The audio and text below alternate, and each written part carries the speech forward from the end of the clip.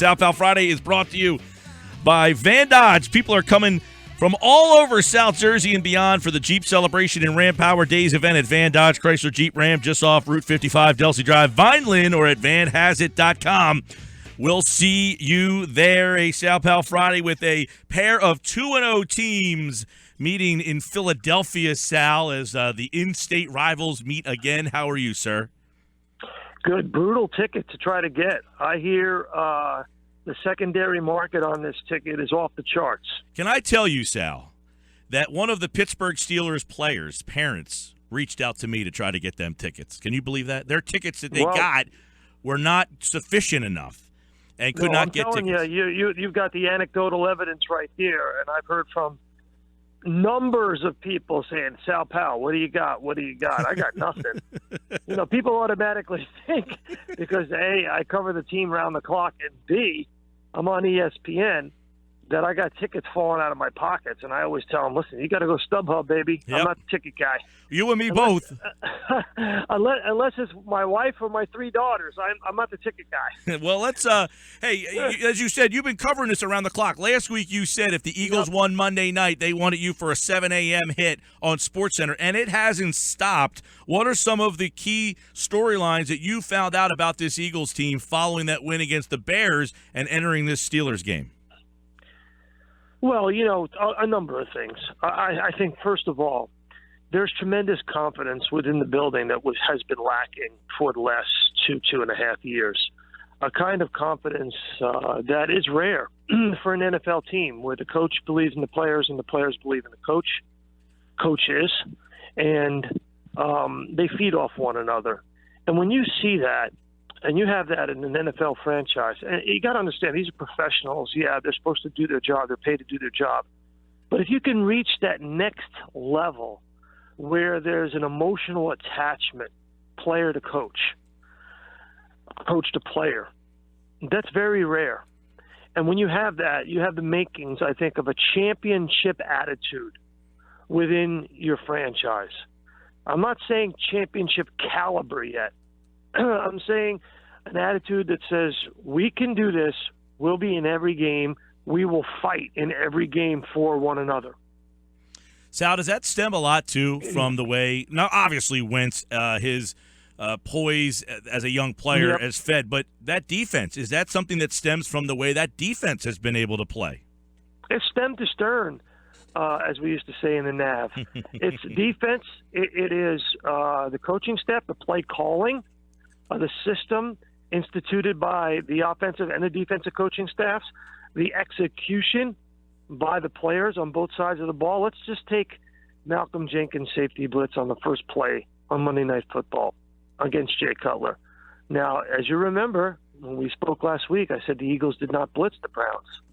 They only had 2 blitzes. 2 blitzes. Yep. And then they come out and they blitz Jay Cutler 10 times. They went from 6% blitz to 31% blitz. So situational defense put in by Jim Schwartz, but you still have to execute. And who does he ask to execute the play? Malcolm Jenkins, who was on the sideline protesting during the national anthem. Coincidence? Probably not. Probably not. Well, and I'll tell you, I don't think so. I don't think so, Mike. I don't think so. I thought it was a brilliant play call, though, Sal. I thought the timing, as Jim Schwartz said yesterday, why on that play, just thought that was the right time, and as you said, the right guy. It could have been an outside linebacker or someone else. They send Jenkins on the second play. I thought it was a great play call.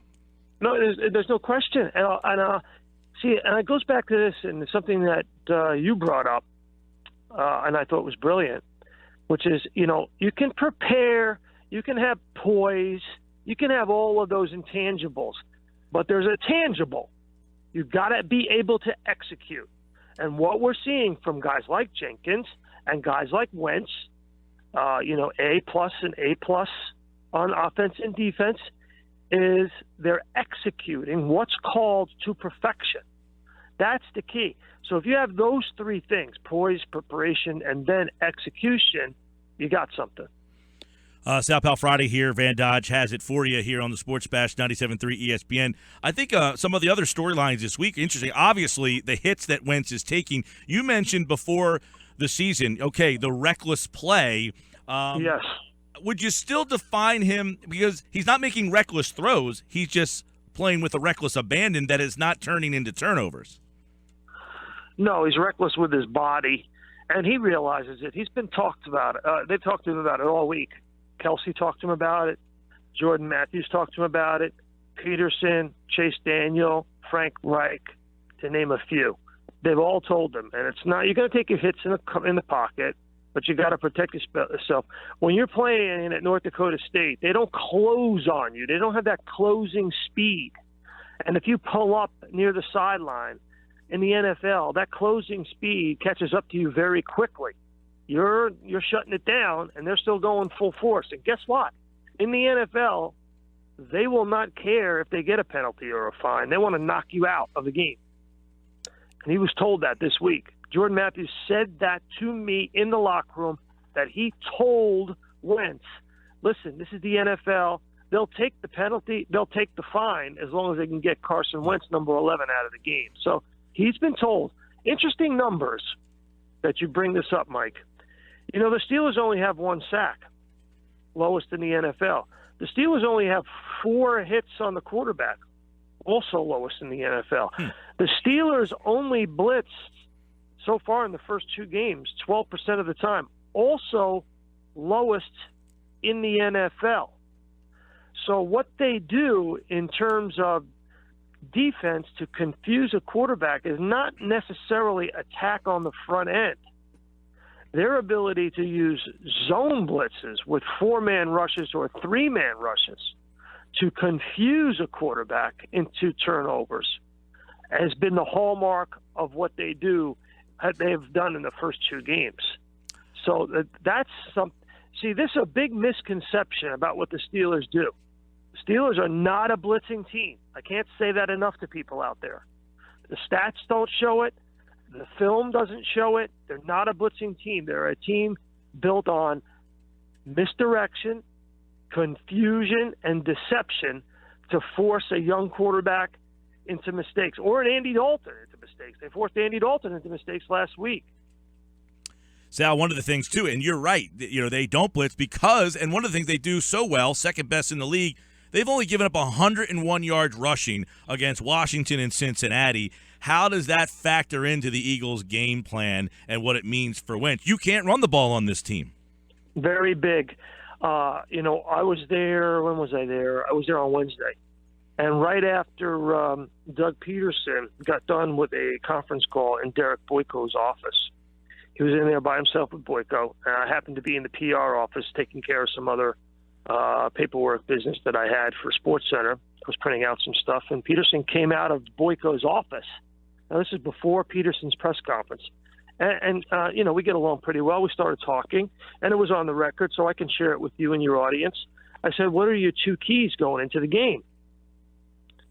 Football talk. And he said, 1, they do such a good job of stopping the run. Mike, it was the first thing he brought up. And Frank Reich, first thing he said yesterday, too, same thing. What's so good about their defense? And he said, stopping the run, period. End of the sentence. Yeah. And the second thing he brought up was, our time of possession has been so good. I said, what's it been? He said 37 minutes and 43 seconds in the first 2 games on average. So he knows that number. So what do they want to do? That tells me, that's a clue. Now, maybe he planted that to me. I don't know, but I don't think so. He's pretty upfront. That's a clue. They want to run the ball. They want to keep their offense on the field and keep Big Ben and Antonio Brown and D'Angelo Williams and Marcus Wheaton and the rest of them. Jesse James, my God, what a load he is at tight end. They got matchup problems. They realize that with that Steelers offense. They want to keep them off the field and run the ball as much as they possibly can. Now, their yards per carry is low. It's 21st in the NFL. I think it's like 3.1, is it, or 3.5? It's low. But they have 66 rushing attempts, which is 6th best in the league. So they're sticking with the rushing, especially in the second half with the lead, to keep the offense of the opposing team off the field in the first 2 games. The only way that really works is, A, if they're close or have the lead, and B, if the coach is patient. You're absolutely right, and that's the thing. this comes down to, are they going to do what they've been doing, which has been balanced? Don't try to do something that you're not. And I guess a lot of that, Sal, goes to what you just mentioned. Big Ben, Antonio Brown, Jesse James, Wheaton, who's coming back this week. Can the Eagles' defense match up with the weapons? This is going to be the most dynamic offense they've faced over the 2 weeks so far. No, I think it'll be the most dynamic offense they will face all year. And there's a good point there, too. Mike, I think listen, I was looking at it today. Would the Steelers be an underdog in any game against any team right now? Let's say they were on the road at Seattle. Okay, they might be a 3-point dog in Seattle, right? Right? Maybe. The way Seattle's playing right now, I'm not sure. Okay, I'm right. Seattle's okay. But Seattle probably get maybe 1 or 2 points for being at home. You get Brady at home in New England, maybe. Right? They'll be an underdog there. Because what New England did last night is another story. Yeah, we could talk about that. But they might be a dog in Green Bay. Maybe. Yep. Maybe. Where else? Where else would they be a dog right now? Not maybe Arizona. Oh, no way. No? No. All right. No, not with Carson Palmer playing as weak as he's playing right now. All right. Maybe at Carolina. Carolina scores 37 points a game at home. Maybe at Carolina they might be a 3-point dog. But I like this game. But you see what I'm saying, though? Yeah, no, I agree with you. They're one of the top 2-3 teams in the league right now. Right. So but the Eagles are only 3-point dogs at home against the top team in the NFL. Is my point. Yeah. The line there. I think this. Yeah, go ahead. The line is telling me something, Mike. It's telling me something that the Eagles are not that far off from this team. It started at 5.5. Everybody went with the money and took the points, and it got down to 3.5 now, right? Yep. So, I think obviously the 5.5 enticed people to bet Eagles, and they did, and they took the money. They took the points, and the number went down. But still, it's not a big number. We're talking about Ben Roethlisberger against Carson Wentz, for Christ's sake. It should be 10 points. It's not. So I think people think automatically that the Eagles are going to lose this game. I don't. I think they can throw the ball on this team. Obviously, they can throw it. The question is whether we can catch it, right? but I think Carson Wentz can throw the ball on this team. I think it's going to be extraordinarily tough to run the ball, but I think if you get creative with jet sweeps and reverses and screens and use a lot of Darren Sproles, but just stay away from the guts of the Steelers' defense. Go outside the hash marks and put them on the run. You might have some success. And then, bottom line is you can't sit back and let Ben beat you. Forget 4-man rush. This is go after him and go for broke, I think. My personal opinion. Well, I like the fact that they did make the adjustments. 2 blitzes against the Browns. They came after Cutler last week, and they've knocked 2 quarterbacks out so far. This defense has been impressive. Biggest challenge to date, and Sal thinks the Eagles can pull it off. I'm going to pick the Birds going 23-20. How about that? 23-20. You're in for pick the perfect score tonight. We're playing for $300, Sal. 5:30. Well, I tell you what, if I win, make a donation to your favorite charity. How about that? You got it, buddy. All right, 23-20 Eagles. Sal Pal. Hey, 425 Lincoln Financial Field. Be safe over there. All right, brother. See you.